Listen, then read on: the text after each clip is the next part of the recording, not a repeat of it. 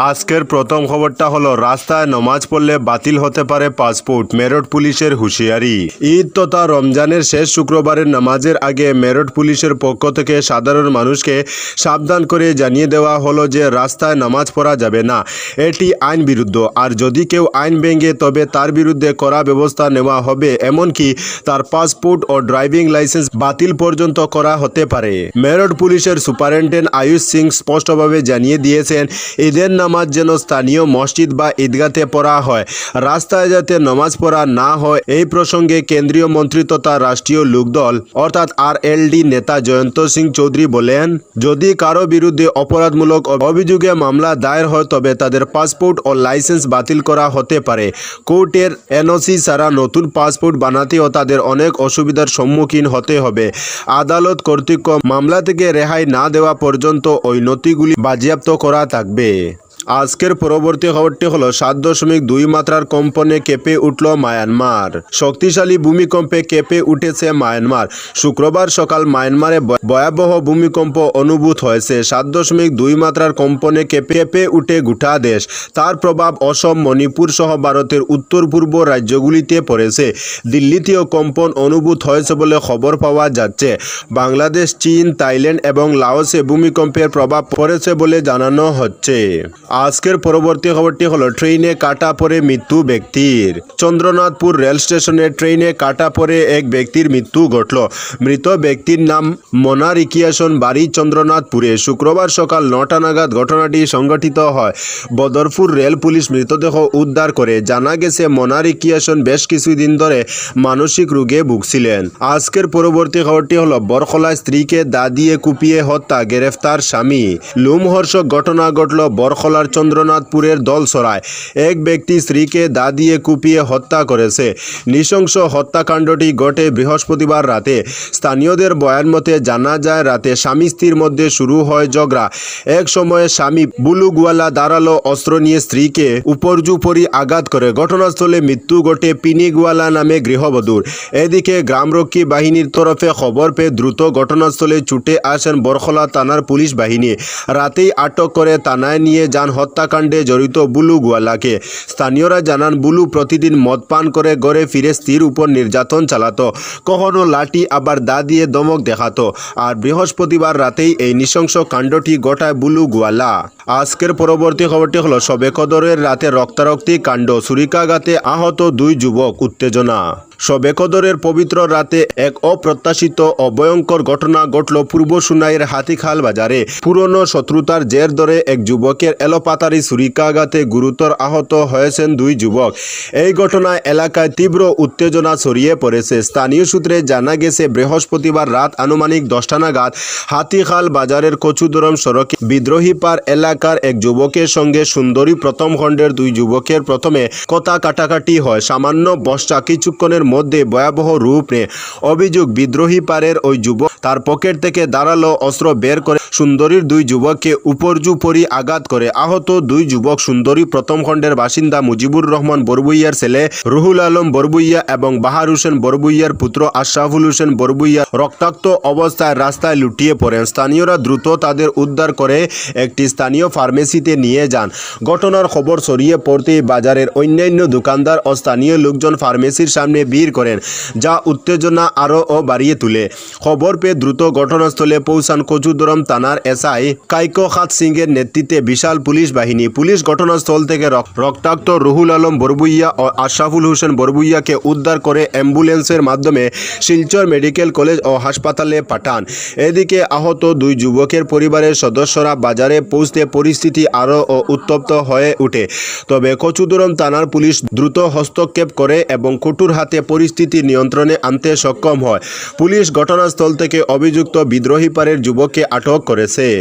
আজকের পরবর্তী খবরটি হলো ভারতমালা সড়ক নির্মাণের বকেয়া পাওনার দাবিতে দলাইয়ে অবরোধ। ভারতমালা সড়ক নির্মাণের বকেয়া পাওনার দাবিতে বৃহস্পতিবার উত্তপ্ত হয়ে উঠে দলাইয়ের ক্লেব হাউস এলাকা। দীর্ঘদিন ধরে চলা এই সড়ক নির্মাণ প্রকল্পের জমি অধিগ্রহণের পর কাজ শুরু করে জান্ডু কনস্ট্রাকশন কোম্পানি।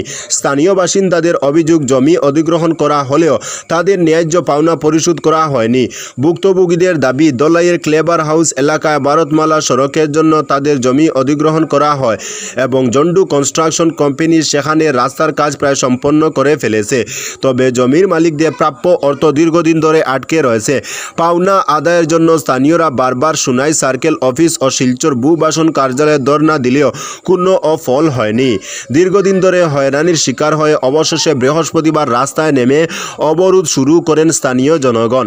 তারা অভিযোগ করেন জমির পাওনা না মিটিয়ে রাস্তার কাজ শেষ করে জন্ডু কোম্পানি তাদের পথে বসিয়ে দিয়েছে। যতক্ষণ না তাদের ন্যায্য পাওনা মেটানো হচ্ছে ততক্ষণ তারা রাস্তা অবরোধ চালিয়ে যাওয়ার সিদ্ধান্তে অনড় ছিলেন।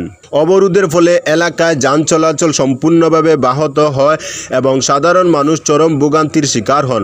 অবরোধের খবর পেয়ে দ্রুত ঘটনাস্থলে পৌঁছান জেলা প্রশাসনের পদস্থ কর্মকর্তারা। তারা অবরোধকারীদের সঙ্গে কথা বলেন এবং তাদের সমস্যার কথা শুনেন। দীর্ঘ আলোচনার পর জেলা প্রশাসনের কর্মকর্তারা শীঘ্রই বকেয়া পাওনা মিটিয়ে দেওয়ার আশ্বাস দেন। প্রশাসনের এই আশ্বাসের পরিপ্রেক্ষিতে স্থানীয় জনগণ অবরোধ প্রত্যাহার করে নেন। তবে তারা হুঁশিয়ারি দিয়েছেন যদি নির্দিষ্ট সময়ের মধ্যে তাদের পাওনা পরিশোধ না করা হয় তাহলে তারা বৃহত্তর আন্দোলনে নামতে বাধ্য হবেন। আজকের পরবর্তী খবরটি হলো ট্রেডিং কেলেঙ্কারির মাস্টারমাইন্ড শাকিরকে শ্রীভূমি করিমগঞ্জে আনা হলো। অনলাইন ট্রেডিং কেলেঙ্কারির মাস্টারমাইন্ড শাকির আহমেদকে শ্রীভূমি করিমগঞ্জে নিয়ে পৌঁছল পুলিশ। বৃহস্পতিবার শ্রীভূমি করিমগঞ্জ জেলায় আনা হয় তাকে। গোপন খবরের ভিত্তিতে রবিবার কলকাতা থেকে শাকিরকে গ্রেফতার করে শ্রীভূমি করিমগঞ্জ পুলিশ। বরাক উপত্যকায় প্রায় 400 কোটি টাকার অনলাইন ট্রেডিং কেলেঙ্কারি শাকির বাহিনী করে। উপত্যকার বিভিন্ন স্থান থেকে প্রতারণা করে কোটি কোটি টাকা সংগ্রহ করে আত্মগোপন করেছিল শাকির আহমেদ সহ তার দালাল বাহিনী। এ সংক্রান্তে শ্রীভূমি করিমগঞ্জ পুলিশ প্রশাসন নিজে থেকে 4425 নম্বরে একটি মামলা দায়ের করে তদন্তে নেমে পড়ে। এরপর অনলাইন ট্রেডিং প্রতারণা সম্পর্কে 13 জনকে অভিযুক্ত করে একজন ভুক্তভোগী বদরপুর থানায় 4825 নম্বরে একখানা অভিযোগ দায়ের করেন। পরবর্তীতে অভিযোগের বিষয়ে কেন্দ্রীয় তদন্ত সংস্থা সিবিআইকে তদন্তভার দেওয়া হয়। পুলিশও তাকে গ্রেফতার করতে বিভিন্ন স্থানে অভিযান চালায় তবে ব্যর্থ হয়। শেষমেশ গোপন সংবাদের ভিত্তিতে রবিবার পশ্চিমবঙ্গের মুকুন্দপুর এলাকা থেকে শাকির আহমেদকে গ্রেফতার করে শ্রীভূমি করিমগঞ্জ পুলিশ। সেই সঙ্গে অপর অভিযুক্ত শাকির আহমেদের ভাই জাবির আহমেদকে গ্রেফতার করেছে পুলিশ। সোমবার তাদেরকে যাদবপুর আদালতে হাজির করা হয় এবং ট্রানজিট রিমান্ডে শ্রীভূমি করিমগঞ্জে নিয়ে এসেছে।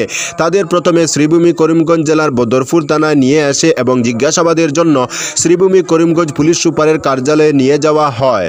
আজকের পরবর্তী খবরটি হলো ঈদ উপলক্ষে বস্ত্র বিতরণ সর্বধর্ম সমন্বয় সভার।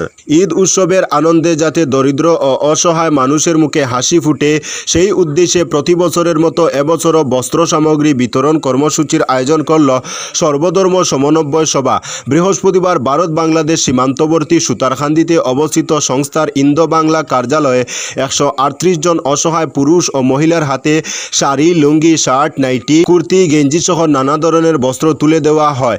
এদিন সুতারখান্দি মডেল স্কুল ও সুতারখান্দি হাফিজিয়া মাদ্রাসার ছাত্রছাত্রীদের মধ্যে বস্ত্র বিতরণ করা হয়। অনুষ্ঠানে উপস্থিত ছিলেন সংস্থার কেন্দ্রীয় সাধারণ সম্পাদক HM আমির হোসেন, শিক্ষক শ্যামল নবশূদ্র, ডক্টর জসিমউদ্দিন, আলতাফুর রহমান চৌধুরী, বিলাল আহমেদ চৌধুরী, শিল্পী নূরজাহান বেগম সহ একাধিক বিশিষ্ট ব্যক্তিবর্গ। অনুষ্ঠানে বক্তব্য রাখতে গিয়ে শ্যামল নবশূদ্র বলেন, বর্তমান সমাজে যখন দেওয়ার মানসিকতা দিন দিন কমে যাচ্ছে সেই সময় সর্বধর্ম সমন্বয় সভার এই ধরনের উদ্যোগ নিঃসন্দেহে প্রশংসার যোগ্য। অনাথ ও অসহায় মানুষের মুখে হাসি ফুটানোই প্রকৃত ঈশ্বর সেবা। আজকের পরবর্তী খবরটি হলো শ্রীভূমি করিমগঞ্জের কাজের অগ্রগতি নিয়ে বৈঠক মন্ত্রী গার্লসার। শ্রীভূমি করিমগঞ্জ জেলা সফরে এলেন রাজ্যের ক্রীড়া ও যুব কল্যাণ, সংখ্যালঘু কল্যাণ এবং উন্নয়ন বিভাগের মন্ত্রী নন্দিতা গার্লসা। শুক্রবার সকালে শ্রীভূমি করিমগঞ্জ শহরে পৌঁছে তিনি জেলা আয়ুক্ত কার্যালয়ে অনুষ্ঠিত এক পর্যালোচনা বৈঠকে অংশ নেন। বৈঠকে উপস্থিত ছিলেন জেলা আয়ুক্ত প্রদীপ কুমার দ্বিবেদী সহ বিভিন্ন বিভাগীয় আধিকারিকরা। জেলার বিভিন্ন উন্নয়নমূলক কাজের অগ্রগতি ও সমস্যার খোঁজ খবর নিতেই এই বৈঠক আয়োজন করা হয়। বৈঠকে স্বাস্থ্য বিভাগের কাজকর্ম নিয়ে বিস্তর আলোচনা হয়। বিশেষ করে গর্ভবতী মহিলাদের রেজিস্ট্রেশন, টিকাকরণ, আয়রন, ফলিক অ্যাসিড ও ক্যালসিয়াম সরবরাহ, চা বাগান এলাকার মহিলাদের ওয়েজ কম্পেনসেশন স্কিম ইত্যাদি বিষয় গুরুত্ব সহকারে তোলা হয়। পাশাপাশি মাতৃমৃত্যু ও শিশু মৃত্যুর হার কমানোর নির্দেশ দেন মন্ত্রী। জনস্বাস্থ্য কারিগরি বিভাগে জলজীবন মিশনের অগ্রগতি নিয়েও বৈঠকে আলোচনা হয়। মন্ত্রী নিশ্চিত করতে বলেন যাতে প্রতিটি ঘরে নলবাহিত পানীয় জল পৌঁছে যায়। গ্রামীণ এলাকায় আবর্জনা ব্যবস্থাপনা ও বর্জ্য প্রক্রিয়াকরণ নিয়েও বিস্তারিত আলোচনা হয়। আজকের পরবর্তী খবরটি হলো 29 মার্চ বছরের প্রথম সূর্যগ্রহণ দেখতে পাবে না ভারত। 2025 সালের প্রথম সূর্যগ্রহণ হতে চলেছে শনিবার অর্থাৎ 29 মার্চ। এটি একটি আংশিক সূর্যগ্রহণ, তবে এবার সেটিও দেখার সুযোগ হবে না ভারতবাসীর। চাঁদ পৃথিবীর কাছাকাছি এসে সূর্য ও পৃথিবীর মাঝখানে অবস্থান নিলে সূর্যের আলো আংশিকভাবে পৃথিবীতে পৌঁছয় এবং চাঁদের ছায়া পড়ে পৃথিবীর একটি নির্দিষ্ট এলাকায়। সাধারণত চাঁদ, পৃথিবী এবং সূর্যের অবস্থানের তারতম্যের জন্য 3 ধরনের সূর্যগ্রহণ হয়: পূর্ণগ্রাস, খণ্ডগ্রাস এবং বলয়গ্রাস সূর্যগ্রহণ। বড় প্রশ্ন হলো ভারতে এই সূর্যগ্রহণ দেখা যাবে কি না। মার্কিন মহাকাশ গবেষণা সংস্থা নাসা জানিয়েছে 29 মার্চের এই আংশিক সূর্যগ্রহণ ইউরোপ, এশিয়া, আফ্রিকা, উত্তর আমেরিকা, দক্ষিণ আমেরিকা এবং আন্টার্কটিকা উত্তর মেরু অঞ্চলের কিছু অংশ থেকে দেখা যাবে। আরও অপরিষ্কার করে বললে এই সূর্যগ্রহণ মূলত নিউ ইয়র্ক, বস্টন, মন্ট্রিল এবং কুইবেক সহ উত্তর আমেরিকার কিছু অংশে দৃশ্যমান হবে। এছাড়া আফ্রিকার কিছু অংশ, সাইবেরিয়া, ক্যারিবিয়ান দ্বীপপুঞ্জ এবং ইউরোপের কয়েকটি অঞ্চলে এই গ্রহণ দেখা যাবে। তবে না, ভারতের আকাশে এটি দেখা যাবে না, কারণ চাঁদের ছায়া ভারতের উপর এবার পড়বে না। ভারতীয় সময় অনুযায়ী সূর্যগ্রহণ শুরু হবে দুপুর 2:20 এবং শেষ হবে সন্ধ্যা 6:13। গ্রহণ সর্বোচ্চ অবস্থা হবে বিকেল 4:17। নাসার পূর্বাভাস অনুযায়ী 2025 সালে 2টি সূর্যগ্রহণ হবে।